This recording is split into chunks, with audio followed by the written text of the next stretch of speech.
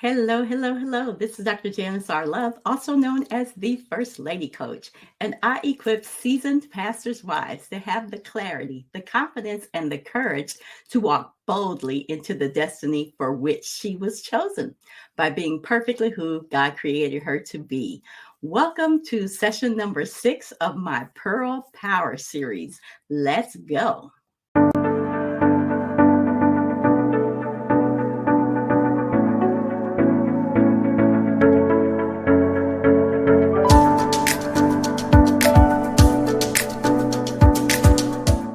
And tonight, all right, let's see. We have been in the Pearl Power series, the Pearl Power Holiday series, actually. I second that emotion, how to manage your emotions the healthy way, which is God's way. And tonight, we are going to be talking about from jealous to zealous. Ooh, this is going to be good. All right. So, if you remember from our sessions that we've been having, that emotions are a natural instinctive state of mind deriving whether from your mood, from your circumstances, or your relationships. And during this Pearl Power series, we have been covering various major emotions. Okay. And the basic six are fear, anger, sadness, surprise, joy, and love. Again, session number 5, we focused on the Samaritan woman. And ooh, if you didn't get a chance to watch that, go back and watch session number 5, where we focused on the Samaritan woman who went from embarrassed to embrace. But again, tonight we're going to be focusing on from jealous to zealous. And jealous actually exists in the anger part of the emotion wheel. And you will see why here in a second. Many times, jealousy has been referred to as the green eyed monster, mainly because when jealousy exists within our hearts and minds, it can take over and wreak havoc like nothing you could ever imagine. It's like a beast, right? So, as we talk about jealousy, of course, my question to you is going to be, can you second that emotion? Now, again, it's in the anger part of the wheel. And let me go ahead and define what jealousy is. Actually, I have 2 definitions for jealousy. So let me go ahead and define what jealousy is. First of all, jealousy is feelings or showing envy of someone or their achievements and advantages. So that's our first definition of jealous. Feeling or showing envy of someone or their achievements and advantages. Can you second that emotion? The other definition of jealous, which I'll show you as well, is being fiercely protective or vigilant, sorry about that, of one's rights or possessions. Okay? Fiercely protective of one's rights or possessions, or fiercely protective or vigilant of one's rights or possessions. Now, just by giving you those definitions, can you second that emotion? Now, let's talk about um, what causes jealousy. Let's talk about some of the things that might cause jealousy. It's usually caused by insecurity. Can you second that emotion? A lack of self confidence, which are very similar, insecurity and lack of self confidence, poor self image of oneself, being very possessive of something, or perhaps maybe you have experienced some type of betrayal in your life. Can you second that emotion? So, what kind of behaviors do we exhibit when we are jealous? When we are jealous, we can do things like accuse others of doing things. We might ask a whole lot of questions because we are being fiercely protective, right? And we're perhaps afraid we're going to lose something. We are finding ourselves suspicious if we are dealing with jealousy. A whole lot of negativity is going on if you're dealing with jealousy. You might find yourself comparing yourself, which we know that enemy comparison is the enemy of joy. You might find yourself comparing yourself, or you might even find yourself being a copycat of someone else or competing with someone else. Now, if you are jealous from the possessive perspective, you might not trust the other person when you are not together. You might, if again you're in the competing realm, you might downplay somebody else's achievement, say it's not all of that, right? If someone fails, we might find ourselves, if we are jealous, celebrating their failures. Mm. Or we may find ourselves blaming someone else. When we are jealous, we will find ourselves gossiping. Hmm. Also, we might find ourselves giving insincere compliments and false praises. So, if you are jealous of someone, you might act like you think that dress that she has on is cute, right? But really, you are giving false and insincere compliments and false praises. And then finally, you will probably have some type of passive aggressive behavior going on.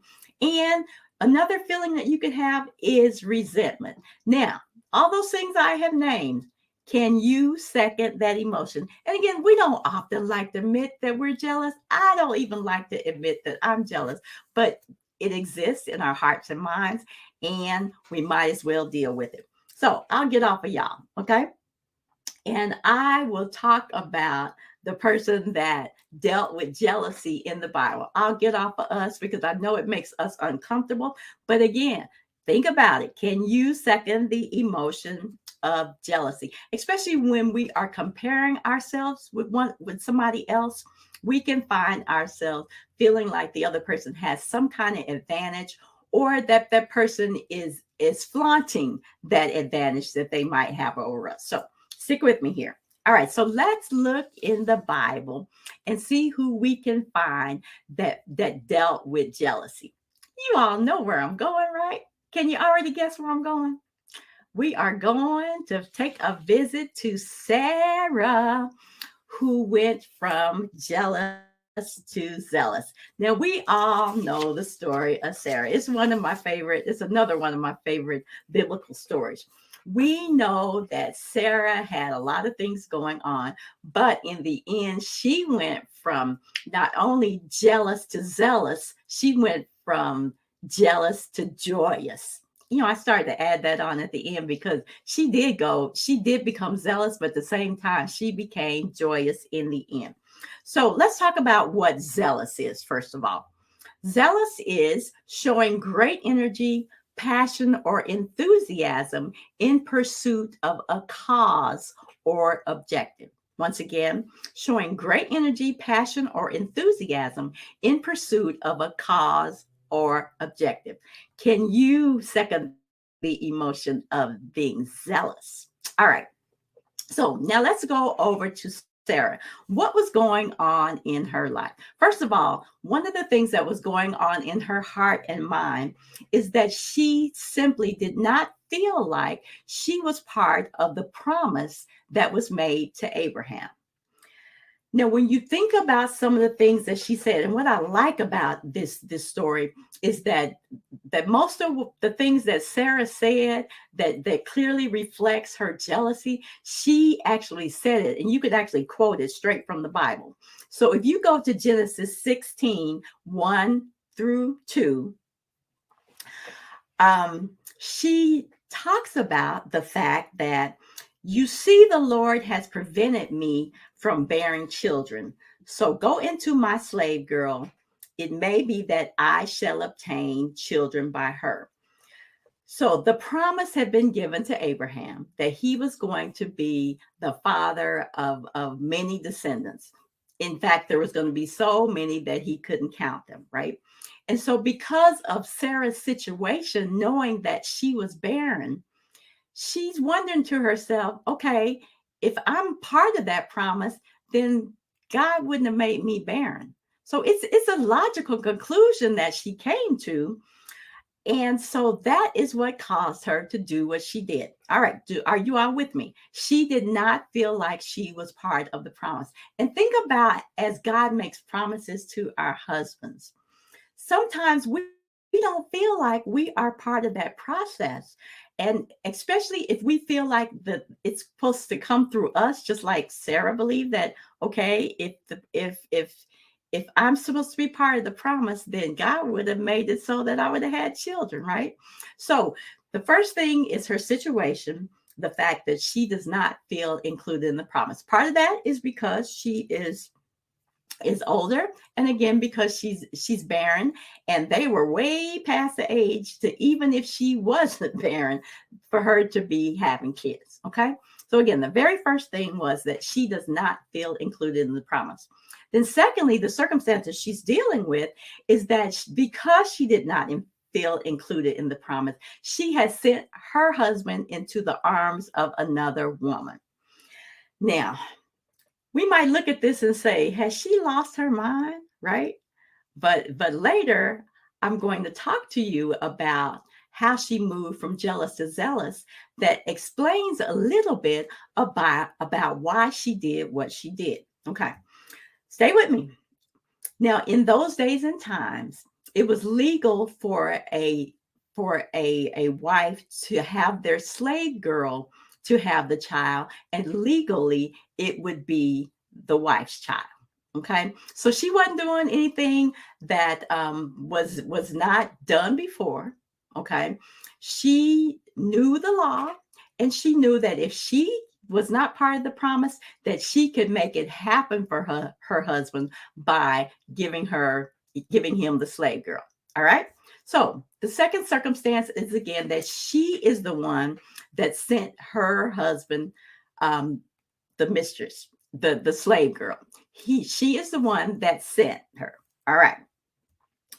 Now think about this as well, because maybe Hagar didn't get pregnant on the first round. Let's say that it took 6 months for her to conceive a child. Think about the thoughts that are going through Sarah's mind because she has sent her slave girl to spend time with her husband. All right. Now, can't you see a little jealousy creeping in, right? First of all, that she doesn't feel like she's part of the promise, and that perhaps the slave girl is. And then the fact that she has decided to do this, her husband has received it. And again, we don't know how long it took for Hagar to conceive. Can you second that emotion? Would there be some jealousy going on in your mind if you were Sarah? All right. Then circumstance number 3 is that after all this went down and she got pregnant, that Hagar got pregnant, she blamed others for her decision. She blamed others for the decision that she was in. And again, if you read this in Genesis 16:5, it says, may the wrong done to me be on you. She's talking to her husband, right? I gave my slave girl to your embrace, and when she saw that she had conceived, she looked on me with contempt. May the Lord judge between you and me. So again, all this was her idea, but when stuff goes bad, and the girl is looking at her some kind of way because now she's the one carrying the baby, now Sarah is dealing with jealousy. Can you second that emotion? So now that we know what kind of situation she was in and perhaps why she was feeling jealous, then let's go ahead and get her off the hook, right? And let's talk about how she moved from jealous to zealous. Are y'all ready for that? All right. So the way Sarah moved from jealous to zealous, and did I define zealous? Let me define it one more time. It is showing great energy, passion, or enthusiasm in pursuit of a cause or objective. So the very first thing that Sarah did in order to move from jealous to zealous is number 1, she was dedicated to helping God's plan happen. Now think about this. She She realized in her heart and mind that she was not, and she believed that she was not part of the promise. Okay. But she was dedicated to helping make that promise happen. So she took the risk and made the decision again to use her slave girl. So the fact that God knew that she was dedicated to making it happen, to helping God fulfill the promise, again, we can't fault her for that. Can we? Think about it. We can't fault her for that. She took a huge risk thinking that she could lose the love of her husband, that it could go real bad, which it did, right? But she was dedicated to the promise. So in her mind, she's saying, if I can't do it, then I'm going to help make it happen. So God honored that. So think about it. If she had not sent Hagar in to be with her husband, think about Ishmael would have never been born. And we know Ishmael's lineage went a long way.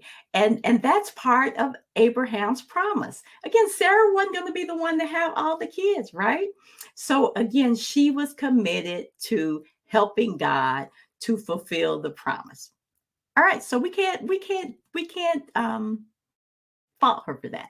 Okay, in fact, we can celebrate her commitment to making it happen. Think about in your life, if there's a promise per se that has been made to your husband and you don't quite see how it's going to happen, then there's oftentimes that we'll step in if we're committed to what God has promised him. Oftentimes we will step in and assist wherever we can, and God blesses us for that. All right. All right, so that's the first one. The second one, y'all gonna look at me kind of crazy when I go to this one, right? But the second thing she did was that she embraced pleasure. She embraced pleasure. Now, let's look at this. When she found out, when she overheard it being said that she was going to get pregnant and bear a child, this is what she said to herself. Shall I have pleasure? She laughed, saying, shall I have pleasure after I have grown old and my husband is old? Shall I have pleasure? Again, think about the fact that they were in their, she was 90, right? Okay, think about that. And think about the fact that you have been dealing with thoughts in your mind about the slave girl being with your husband. And now you can believe in your heart that you are going to have pleasure, whether that again is the pleasure of spending that time with your husband, that intimate time with your husband to get there in the first place, or the pleasure of nursing a child. Okay. So she embraced that pleasure. She became excited about that, which is where the zealous comes in. She became excited about the fact that now she was going to be part of the promise, and she was going to get some pleasure out of it. Now, again, when we have given ourselves and we can find some joy and some pleasure in it, what a blessing. And that can help you move from jealous to zealous real fast. All right, anybody with me? I want to hear comments about that one. Okay, the fact that she embraced pleasure. And then finally, number three is she laughed a holy laughter.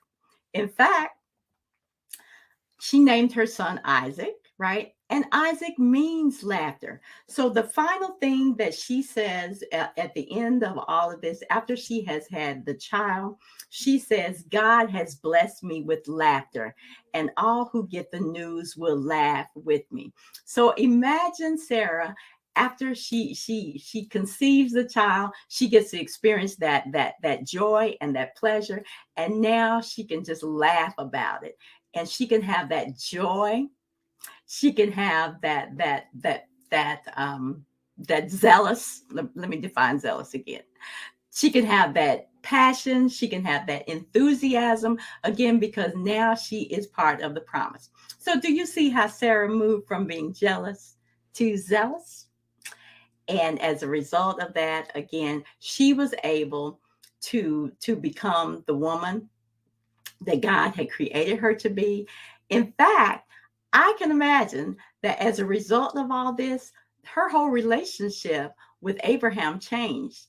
Now she was truly walking beside her husband. All the messages had come straight through Abraham.